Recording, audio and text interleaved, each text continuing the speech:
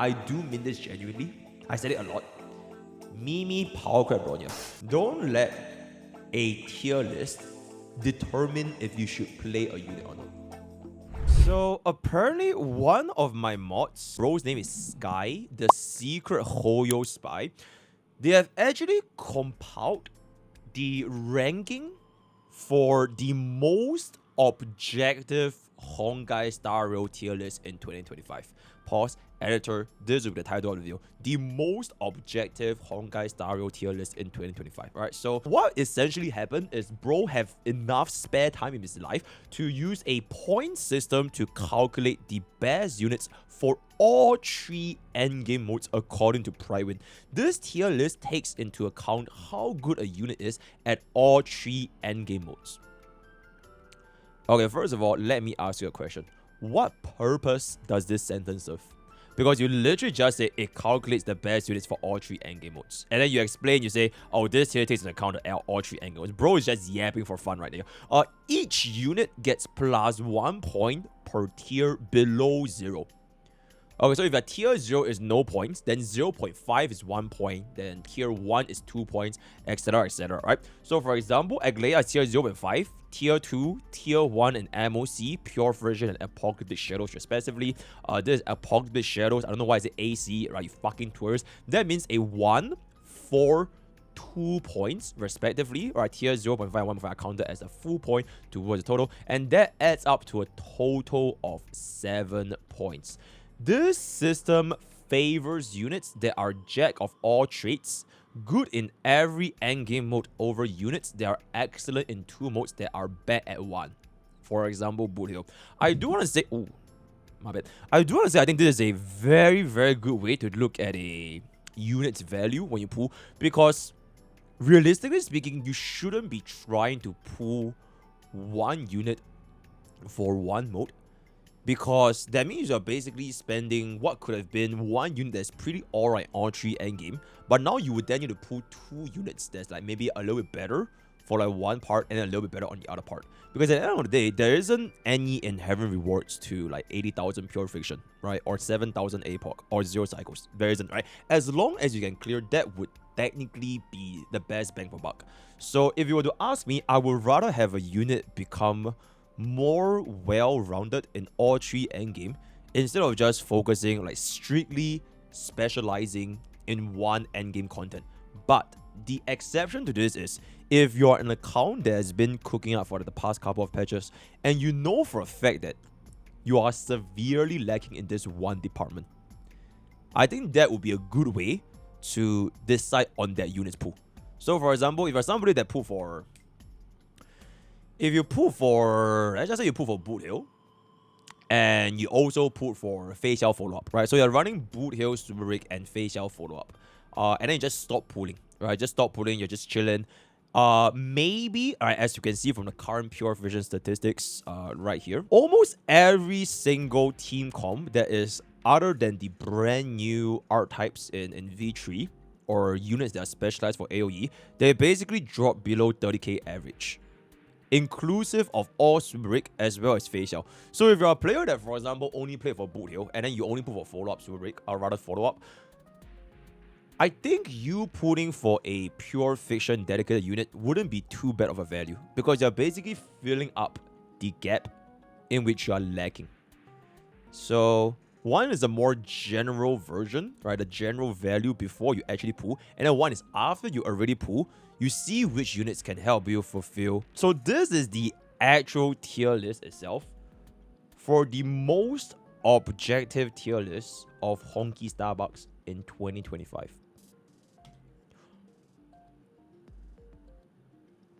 Lingsha is the only unit at 0 points. So Lingsha is the only unit at tier 0. Not even tier 0, the only unit that has 0 points. Wait, which means what? She has 0 for she is tier 0 for all 3 content. Not even Aventurine. Damn, Aventurine is not good in purification, huh? Interesting. Interesting. Okay, so Lingsha is actually tier 0 for all 3 endgame content. Then the 1 pointers are going to be The Herta, Ranmei, Babin, and Aventurine. So it means that they have 1 tier 0.5 and 2 others being at tier 0. Going back at it, yep, 1 tier 0.5 in pure fiction, 1 tier 0.5 in pure fiction, 1 tier 0.5 in pure fiction, and the Herta is 0.5 in Epoch Shadows. Okay. I would say that this would most likely change very, very soon.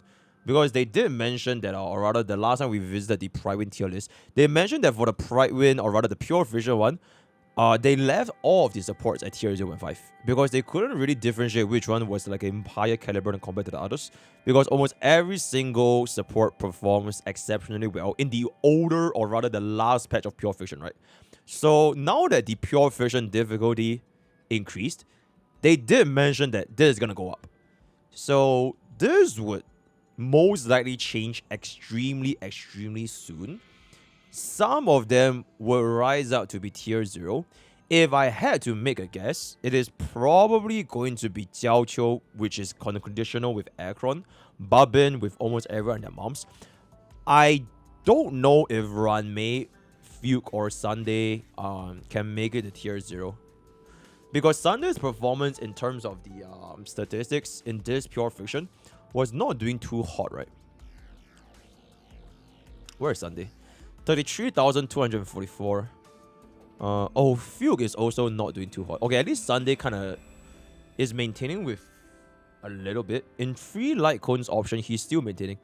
Okay, based on this current trajectory of like how Pure Fiction is looking at from this difficulty level, and if they were to keep scaling from here, the units that would remain would be Robin, Jiaoqiu. I almost said Lingsha, I'm dead. So Robin, Jiaoqiu, and pretty much Sunday, huh? That is kind of pretty much it. The 3 tier 0s. And in fact, I would say Robin and Sunday, they are like pretty close with one another. So yeah, I'll be looking forward to the change in the future. Aventurine, I don't know how Aventurine sustain is like. Is it that bad? To be fair, he might be. There might not be a lot of AoE hits if you wait for the minions to hit you, because he shines more in AoE spams, right? They can gain the stacks a lot more quickly. If you wait for the minions to hit your Aventurine, it might take a bit too long to stack up the blind bet. Yep. I don't think he has any issues when it comes to sustaining though. But the fact that the AoE, right, the blind bet, it's a bounce. It is not an AoE target all 5 enemies with the same multiplier. It is a bounce, which means that if there are always going to be mobs, the follow-up is always going to randomly allocate between the mobs and the main target. So, yep, that's pretty much it for the 1 pointers.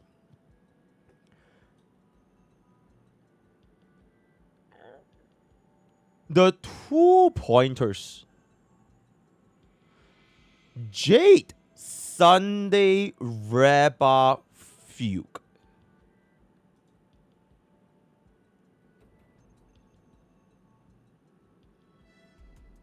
I did not expect this.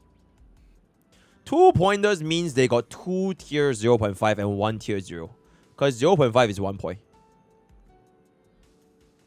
I actually did not expect Jade to be here. Holy shit. Okay. Sunday is essentially all tier 0. AS is 0.5 with Pure Fiction. Reba and Fuke. Reba is MOC and...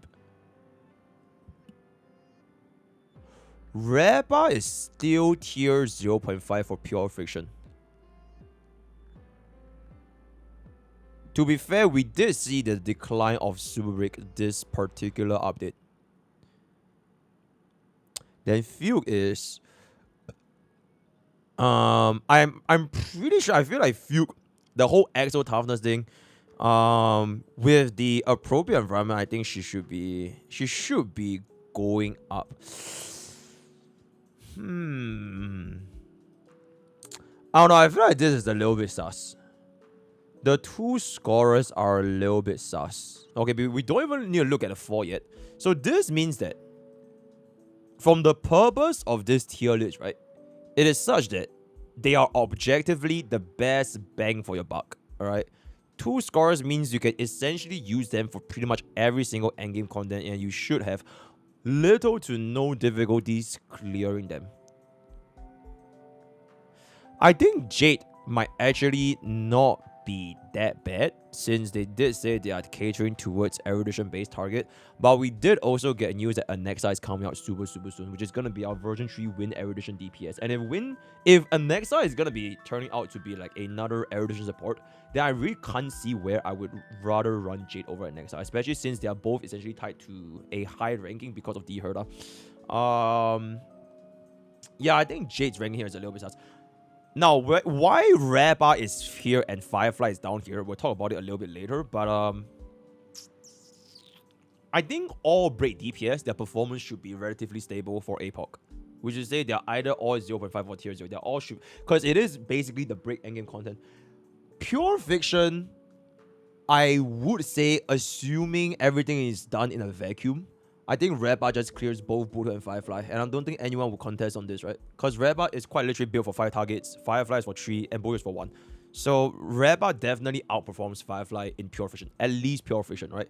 Then MOC, it really just depends on like the environment. We have seen quite a bit of instances ever since Reba's release that she can consistently clear MOC pretty well, right? At least for one side. So for now, we have True Swarm. Previously, we had a pop-up stage and all that kind of stuff. So I think in terms of like objectivity, if you want a little bit more coverage, especially if you're lagging Pure Vision, pulling Reba might not be the wrong choice, since her weakness is less pronounced in Pure Fiction. Yep. What I mean in a vacuum, like for example in an MOC, or rather in any sort of endgame content, if they were to play against the same enemy targeting, in Pure Vision it will always be 5 targets. In a vacuum, Reba will just outperform Firefly for all Pure Vision stages. Unless Pure Vision goes back to like 3 enemy, which is like, I don't think it's ever changing ever again. Then MOC, it really just depends on like the environment. Because MOC, it changes a lot. Right, it really depends on, okay, is this MOC, they want to give us like 2 elites or 1 boss, they want to give us 1 boss, they want to give us like 1 boss with like 4 summons, or like, so MOC, it will change quite a bit. So it will have the up and downs. But in like a strictly Pure Fiction alone standpoint, Reba will always win Firefly. Then APOC, I think all break DPS are always going to be pretty good. So yeah. One last thing, which is going to be, these are going to be our version 2.7 Harmony supports. Or rather, our 2.7 supports in general. Which is going to be Sunday, as well as Fugue. Sunday and Fugue, the main thing is just both of them are not at tier 0 for Pure Fiction. Then Fugue is at 0.5 for MOC, and Sunday is at 0.5 for APOC Shadows. I think between these two, you can't really go wrong for either of the choices of team comps you're building. So for example, if you're playing Super Rig, pulling for Fugue is 100% the right pull. If you want to play Super Rig, this is it. And then if you want to play units like Aglaia, I don't know how Casper is going to be like in the future, or Energy, units like even The Herta with like a shit ton of energy, Sunday would definitely be the better option compared to Fugue. So I think between these two, it really just depends on what kind of team I'm running. So in conclusion, the only one that feels a little bit off is Jade. Jade just feels a little bit out of place here, but I digress, and we will see how it is for the next year. 3 to 4 point. So this means it's either 3 tier 0.5s or 1 tier 0, 1 tier 1, 1 tier 0.5, or 0.5s in the mix with a tier 1. So Firefly, Fei Xiao, Acheron, Jiao Qiu, Huan, Gallagher, Jin Yuan.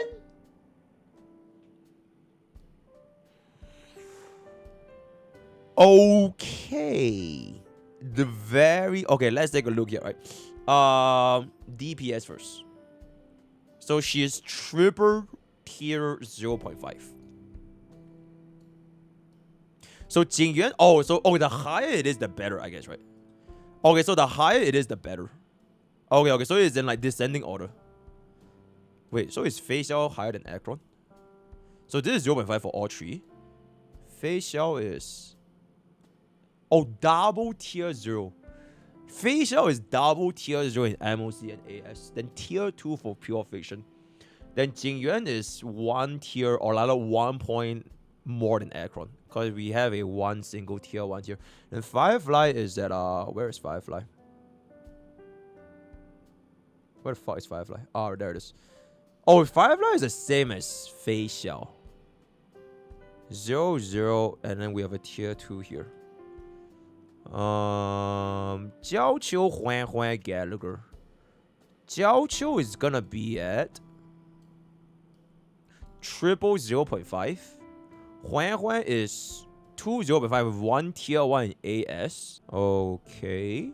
And then Gallagher is gonna be... Gallagher is the same as Huan Huan in terms of versatility.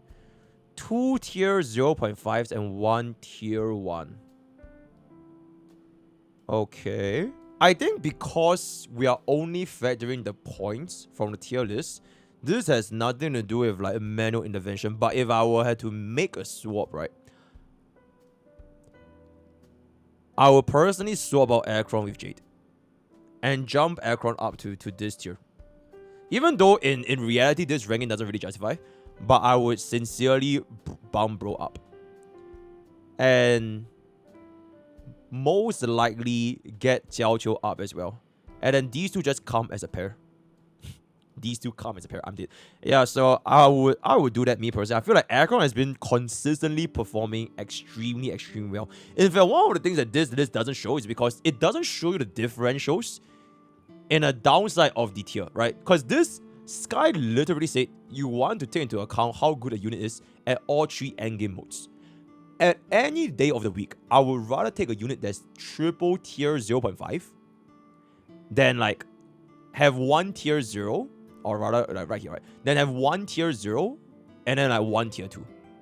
Because the objective of this tier list is to be as balanced, as all-encompassing for all 3 endgame. So if we were to rank this in this way, I think the point system wouldn't be able to match up. Because you're going to be getting the exact same point of this compared to this. Which, in my opinion, I don't think it really justifies the value. Assuming that we are going by this ranking criteria, right? Assuming we're going by this ranking. These are not an end all be all, because these are strictly just how do you get those points. You can get it from 1 plus 2, 2 plus 1, 1 plus 1 plus 1, etc, etc. So perhaps the comment section, y'all can also help contribute towards what is objectively the best tier list in Honkai Starbucks. So for me, I will make the swap from Acheron with Jade. Jiao Qiu goes up. Fei Xiao and Firefly, I think... I mean, we talk about numbers, right? We don't talk with just feelings. Based on numbers, Firefly and Fei Xiao did not perform. They did not perform this pure vision, and in the future, they continuously do not get buffs for their pure vision coverage. It kind of just is what it is. So we're only talking objectivity here. Huan Huan, Gallagher, Jingyuan. I think Jingyuan being in this series is quite crazy to me. I mean, he is pretty good though, especially with Sunday. Alright. He can full auto 40k. I don't think bro is struggling too much in APOC. MOC, so far he has been doing pretty well. Huan Huan Gallagher is gonna be in the same caliber. Two tiers below Lingsha, 1 tier below. Or rather 2 tiers below Aventry and 3 tiers below Lingsha. Which means that Fu Xuan is gonna be a tier below. I feel like Gallagher, just because of the fact that bro is literally a 4-star, I think he is a must build. Especially if you're somebody that are not pulling for sustains, right? If you don't want to spend your strategies for sustain purposes, you want to have more investments into your support and DPS, Gallagher is a must race. I think his sustain is really good. AoE heal, he has a cut in, he has the built-in Ferris, cleanse at E2, I was still trying to get it. Very nice 4-star. He is truly him. Huan Huan, I'm really not too confident with blood sustain capabilities. Energy is great. In the future, if we get more and more enemy targeting, you know, with all the Mimo Sprites, what if we have like 8 Mimo Sprites, right? Or rather 8 units 4 units, 4 Mimos rights, and then Huan Huan is just there like, she might not be able to cover everything, and we have seen firsthand how her performance fails because she doesn't really have an emergency heal. So that will pretty much be it. I think Fei Xiao and Firefly being in this tier is not too shabby. Okay, next.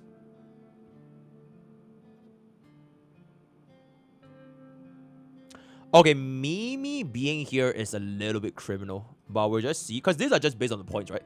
HMC, Mimi, The Herta, Fu Xuan, Yun Li, Pella, Saval. Why is Jing Yuan at 3 to 4? Then why is Mimi at 5 to 6? When they are literally exactly the same? Does bro just hate Mimi? Like, what's going on? Yeah, like, why are we doing this? Sky Mew, open up your fucking... Hey, chat, kill Sky Mew in-game. Bro just hates Mimi. I believe this should be a mistake because they are literally ranked the exact same points. So we're gonna bump bro up to the same category as Jing Yuan, and the Harmony MC is gonna be chilling over here. The Herta, Fu Xuan, Yun Li, Pella, Saval. Just gonna make sure that... Okay, triple tier 1. Triple tier 1. Okay, that's fair. Yun Li is... Okay. Double tier 1 with 0.5. Okay. Then Fu Xuan is... Okay, so these are going to be slightly higher, and then these are going to be behind right here. And Baby Herta... I think Baby Herta got like a tier 0 or something, right? Oh, she's not... I would say that for Baby Herta, still at tier 1.5 for MOC is a little bit crazy to me. Especially when even Jade went up to tier 0.5 at E0, S0. Since players that did pull for The Herta, if you want to run him in Ice Week, especially for like the second half in the bug, right? Baby Herta is like super good. So this should be at least tier 1 in my opinion for MOC. Yeah, at least tier 1. I think 1.5 at this point is a little bit too low. She is not there to be a damage dealer. She's just there to give us charges. And then if you're going to be skipping on next and everything, you're either going to be using her or Saval. So it kind of is what it is. Yep. Other than that, I think this list is not too crazy. I would just say that even though by the pure score, right, RMC is higher than HMC. Alright, this is 0.5, this is tier 1. You shouldn't see it as RMC is better than HMC, because it really depends on what team you are going to be using. If you're somebody that's like a dedicated Super Breaker, as long as you reach the gearing requirement to run Sustainless, HMC Fuke run Mei, and then you give them HP defensive main stats, right? HP or defense, and then you can clear a Sustainless clear. I think they are pretty much the current best in slot Super Break team. Alright, Break has a lot of built-in action value delays. They are naturally tanky. Firefly is built-in sustain. They have a lot of Witness Break, Tentacle Rebloom. So Super Break as a Sustainless team is a lot more possible compared to your other DPS. So in that sense, I would say they are around. I would say it really depends on what team you're building. Mimi is truly hurdle. Mimi is a goddamn unit, right? So bro definitely needs to go up. She's a very good, basically a free harmony for essentially every single one with crit DPS. So very good choice. And then these two, it kind of just depends if you want to be on element or whatever for pure fusion, right? So that's pretty much it. Yun Li, one day I'll be putting her and we can finally play and use Yun Li in battle, right? So that's gonna be great. Okay, I think at this point we can just zoom out for the rest. Holy shit, that's a lot of stuff. Okay, we'll do 7 to 8 because this is okay, we'll just look at this because there's a lot of units. 7 to 8. Aglaia, Himiko, Topaz, Han Mark 7, Luocha, Sparkle, Tingyun, Black Swan, Kafka, Argenti.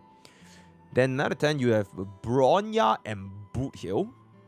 And then this is 11 to 12 with Kerala, Mose, and Blade. Right, these are not based on opinions, right? These are strictly based on the numbers that Pridewind has provided. Right, these are not based on opinions. It's just strictly from all these numbers combined. Sorry, so just a scoring based system based on Pridewind.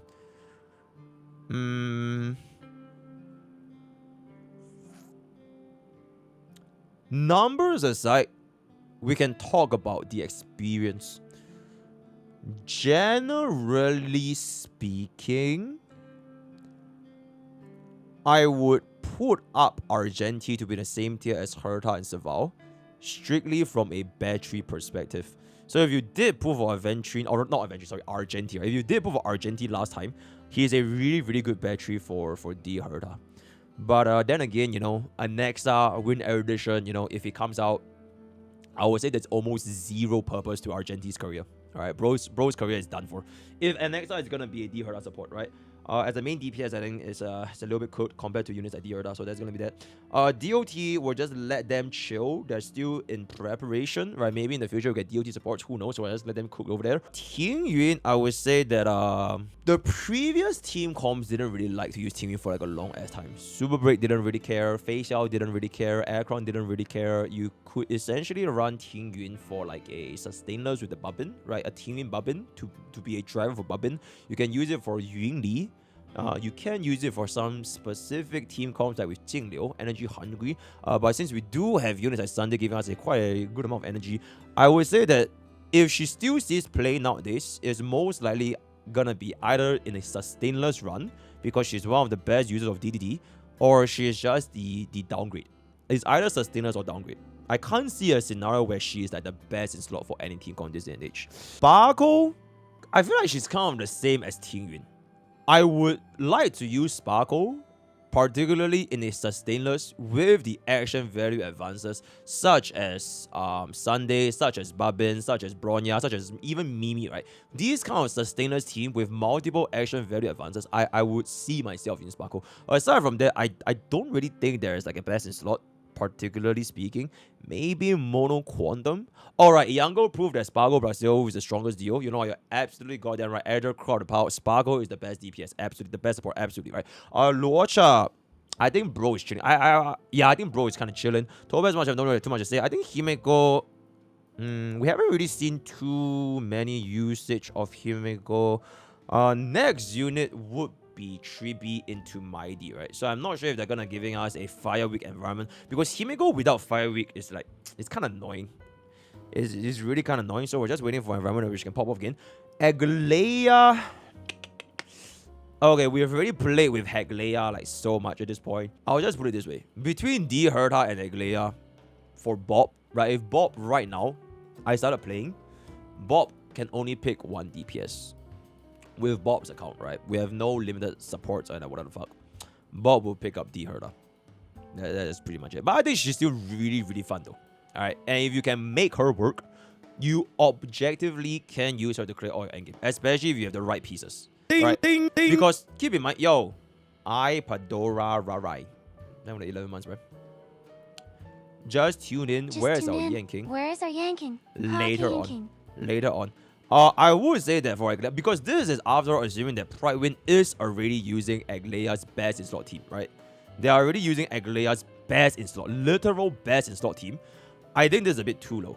Because if you do have the Agleia pieces, she would be comparing at least the same level of Jingyuan as of this current moment. Next MOC, she's just going to become even stronger because, you know, the shielding mechanic, the shielding environment is going to come into play with the energy regeneration bars for MOC. Ding, so ding, ding. That's assuming you have the pieces. If you don't have the pieces, it kind of is what it is. Yo, Rainbig. The 1 year, but absolutely, right? So that is for our tier 7 to 8. Bronya Budio. Okay, straight up. I do mean this genuinely. I said it a lot. Mimi Power Crab Bronya. Bob still hasn't picked up his standard selector because I have Mimi. Bob has Mimi. And there's just not a role I can imagine, oh shit, let me use my E0 as your Bronya. Doesn't exist. So it kind of is what it is. Budio, I think he is still really not too shabby. Considering that he's like, what, 3 tiers below Firefly is kind of crazy. I would say his pure vision is just... This score is dragged down a lot by his tier 5 pure vision. So this dragged down his points by a lot. A lot, right? I'll leave it up to y'all. Me personally, I think if you still want to play him, it's not going to be too bad. Then the rest of the stuff, let's just talk about the Forgotten. Right? So at this point, it's kind of like the Forgotten units. Kerala Mose Blade, Qingliu Imbibitor Lune Silver Wolf, and these are just the kind of standards. Scylla actually ranked as the lowest 5-star limited.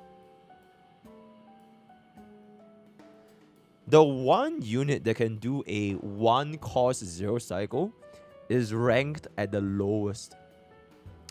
Zam.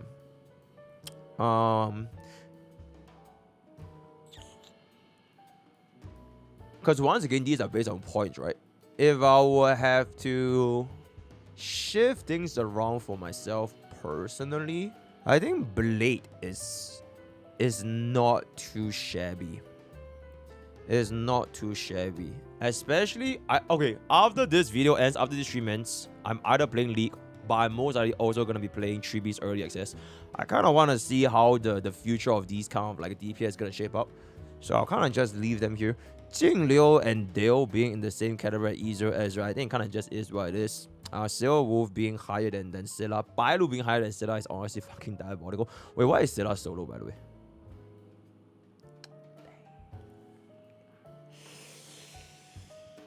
Oh, that's a diabolically bad ranking, man. Holy shit. That is really, really bad on the ranking. Dude, she's actually the lowest number of points. Like, based on, or rather the highest number of points, right? Based on the Pride Win metrics. How the fuck is E0 Azro tier? E0 Azro Dale is 1.5 tier higher than Scylla. That is quite crazy. Okay. No, check. Keep in mind, this tier list doesn't represent anything. It only represents the collective number on Pride Win. So it has no subjectivity here. This is a purely objective tier list. So there's no feelings involved here. It's just simply numbers add up, and then the numbers are here, then they just slap it on over here. Whether or not, because this tier list, as much as it can combine all the scores, it can't separate the differences between like a unit that's like triple tier 0.5 with a unit that's like double tier 0 and where is it? Double tier 0 and tier 2. Alright. And then if we want to talk about the objective of being good in all 3 endgame, you know, units like this with a more well-rounded score, they will be more valuable. But unfortunately, we can't really differentiate this with this. I think every single unit at this caliber, I would just let them chill. Because this is 17 plus dog shit, right? As a QQ man, I would not stand for this cylinder. Absolutely not. But I would say that a lot of these other units are low-key kind of cooked, right? Yeah. I would be seeing how 3.1 shapes are, because it's literally releasing like 2 weeks. Yeah, 3.1 is coming out in like 2 weeks. So I kind of want to see how this objectivity tier list goes on. And I think at this point, we can essentially just wrap it up. The most objective tier list in honkaistarrail. So more of the story, the only unit that is tier 0 in all 3 endgame content is goddamn Lingsha. I would say she is most likely going to be joined by her other Harmony friends, because Pride Win said they are going to be updating the tier list, especially for Pure Fiction, to bump up some of these units to be in tier 0. So I don't think this is going to be staying too much. I would say Acheron and The Herta, they are like the most well-rounded so far. I think these two are the most well-rounded DPS. If you're talking about like all endgame content, Herta is lagging her Jiao Qiu. Acheron's team is more or less complete with Jiao Qiu. Acheron without Jiao Qiu, she's gonna get cooked in Pure Fiction. No doubt about it. So in terms of objectivity, if you're a player, if you miss out Herta, if Acheron reruns again in the future, I would consider getting her up, especially if you can afford for the Jiao Qiu. Then the rest of the supports over here, it really depends on what kind of team comps you are gonna be cooking up here. Firefly, Fei Xiao, Hui Hui, Jingyuan, all this kind of stuff. If you want to make them work, they can still work. Don't let a... Okay, this is my final parting words. Yeah. Yo, Mahin been 7 years, bro. 7 decades, villager. Don't let a tier list determine if you should play a unit. Are ways to make them work. I would say this is like a very, very shallow, surface level kind of thing, purely based on the addition of all the scores. There is no in-depth nuances, there's no mechanics, there's no speed tuning, there's no whatever, there's no optimization. It is just strictly a tier list. But if you want to make something work, pretty much they can work. Whether be it you have the investments, whether be it you want to have the relics, whether be it, depending on the environment in which, they could be better or they could be worse.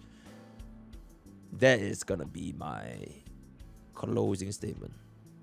With that, we have come to the end of the most objective tier list in Honkai Star Rail. Special shout out to Sky. Bro hates Meme, right?